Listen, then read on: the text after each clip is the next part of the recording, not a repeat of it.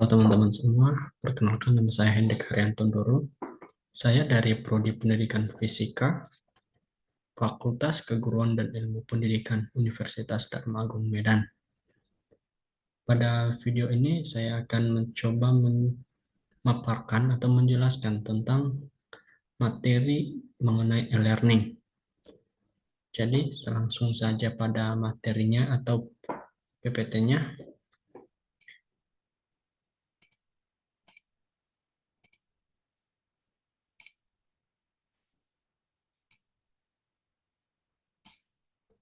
Nah, di sini ada materi mengenai learning.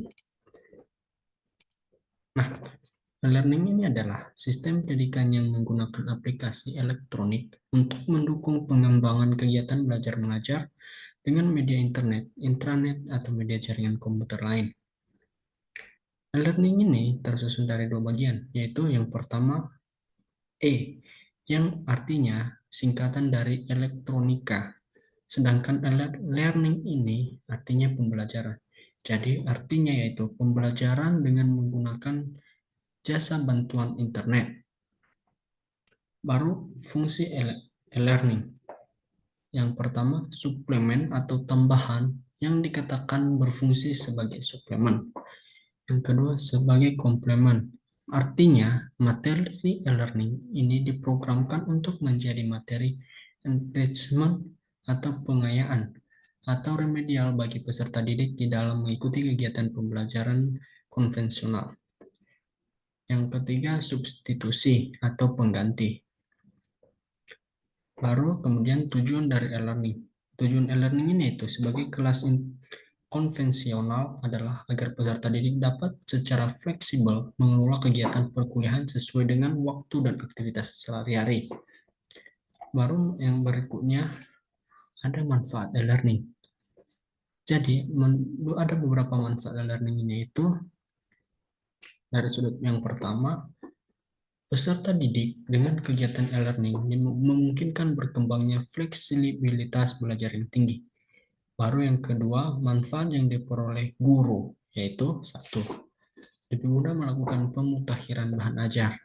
Yang kedua, mengembangkan diri atau melakukan penelitian guna peningkatan wawasannya karena waktu luang yang dimiliki relatif lebih banyak. Yang ketiga, mengontrol kegiatan belajar peserta didik. Yang kelima, mengecek apakah peserta didik telah mengajarkan soal-soal latihan setelah mempelajari topik tertentu. Dan yang terakhir yaitu memeriksa jawaban peserta didik dan memberitahukan hasilnya kepada mahasiswa atau peserta didik. Baru yang kemudian ada juga keterbatasan e-learning. Jadi, keterbatasan learning ada beberapa. Yang pertama, masalah akses untuk bisa melaksanakan e-learning seperti ketersediaan jaringan internet, listrik, telepon, dan infrastruktur yang lain. Baru yang kedua, masalahnya juga itu masalah ketersediaan software atau perangkat lunak yang dimana kita harus mengusahakan perangkat lunak yang tidak mahal. Baru berikutnya, masalah yang berikutnya itu masalah dampak yang terhadap kurikulum yang ada. Yang keempat, masalah skill and knowledge. Baru ada juga kelebihan e-learning. Jadi ketika ada kelebihan, berarti ada juga kekurangan daripada e-learning ini. Oke, baru masuk kita pada kelebihannya dulu. Nah, satu kelebihan dari e-learning yang pertama itu pengurangan biaya. Baru yang kedua fleksibilitas, yaitu dapat belajar kapanpun dan dimanapun selama terhubung dengan internet. Baru yang ketiga personalisasi, yaitu siswa dapat belajar sesuai dengan kemauan dan kemampuan belajar mereka. Baru yang keempat standarisasi, yang artinya dengan e-learning ini mengatasi adanya perbedaan yang berasal dari guru seperti cara mengajarnya, materi dan penguasaan materi yang berbeda, dan sehingga memberikan standar kualitas yang lebih koefisien atau konsisten. Baru berikutnya, efektivitas. Ya, yang dimana artinya ini, studi oleh Gender Fletcher menunjukkan bahwa tingkat retensi dan aplikasi dari pembelajaran melalui Metode e-learning meningkat sebanyak 25% yang dibandingkan dengan pelatihan dengan menggunakan cara tradisional. Baru kecepatan, yang artinya kecepatan distribusi materi pelajaran akan meningkat karena pelajaran tersebut dapat dengan disampaikan melalui internet. Nah, sampai kita pada kekurangannya. Kekurangan dari e-learning ini yaitu yang pertama, kurangnya interaksi antara guru dan siswa atau bahkan antar siswa itu sendiri. Jadi kurangnya interaksi ini bisa memperlambat terbentuknya values dalam proses belajar mengajar. Baru berikutnya, kecenderungan mengabaikan aspek akademik atau aspek sosial dan sebaliknya mendorong tumbuhnya aspek bisnis. Baru berikutnya yang ketiga, proses belajar mengajarnya cenderung ke arah pelatihan bukan pendidikan. Baru keempat, berubahnya peran guru dari yang semula menguasai teknik pembelajaran konvensional, kini juga dituntut menguasai teknik pembelajaran yang menggunakan internet. Baru yang kelima, siswa yang tidak mempunyai motivasi belajar tinggi cenderung gagal. Baru yang keenam, tidak semua tempat tersedia fasilitas internet. Atau mungkin hal ini berkaitan dengan masalah tersedianya listrik, telepon, ataupun komputer.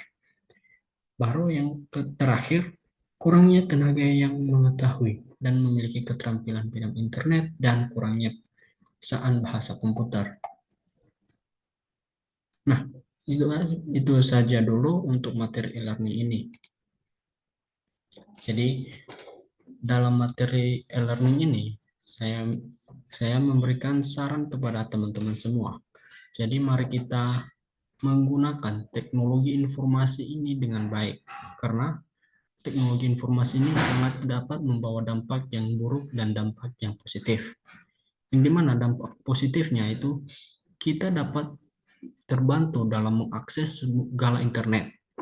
Jadi kita nggak kewalahan lagi dalam mencari sumber informasi, baik itu pembelajaran maupun dari informasi lainnya. Sedangkan dampak negatifnya yaitu ketika ada yang tidak bisa menggunakan teknologi informasi ini dengan baik, maka itu otomatis gagal, yang dimana dia kecanduan dalam menggunakan teknologi informasi ini dalam hal-hal yang negatif, misalnya seperti mengakses teknologi informasi ini dalam bentuk hal pornografi, judi, dan hal-hal lainnya. Jadi, saran saya kepada teman-teman semua, marilah kita menggunakan teknologi informasi ini dengan sebaik mungkin. Marilah kita memanfaatkan teknologi informasi ini agar kedepannya kita dapat maju dan berkembang sesuai dengan perkembangan teknologi. Jadi baik untuk materi kita hari ini yaitu tentang teknologi informasi yang dimana yang saya jelaskan tadi yaitu tentang e-learning. Cukup sampai di sini. Akhir kata saya ucapkan terima kasih.